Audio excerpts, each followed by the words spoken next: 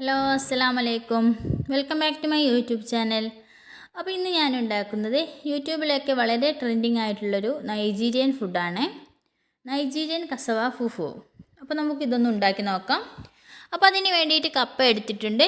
ഇനി തൊലിയൊക്കെ ഒന്ന് കളഞ്ഞ് ചെറിയ കഷ്ണങ്ങളായിട്ടൊന്ന് മുറിച്ചെടുക്കാം. ഇനി ഇത് നന്നായിട്ടൊന്ന് കഴുകി വൃത്തിയാക്കി എടുക്കാം. അപ്പോൾ ഇത് നന്നായി കഴുകി വൃത്തിയാക്കി എടുത്തിട്ടുണ്ട്. ഇതിനി മിക്സിയുടെ ജാറിലേക്ക് ഇട്ട് കൊടുക്കാം. ഇതിലേക്ക് കുറച്ച് വെള്ളവും കൂടി ഒഴിച്ച് ഇത് നന്നായിട്ടൊന്ന് അരച്ചെടുക്കാം. അപ്പോൾ ഇത് നന്നായി അരച്ചെടുത്തിട്ടുണ്ട്. ഇതിനി ഒരു പാനിലേക്ക് ഒഴിച്ച് കൊടുക്കാം. കഷ്ണങ്ങളൊന്നുമില്ലാതെ നല്ല ഫൈനായിട്ടൊന്ന് അരച്ചെടുക്കണം.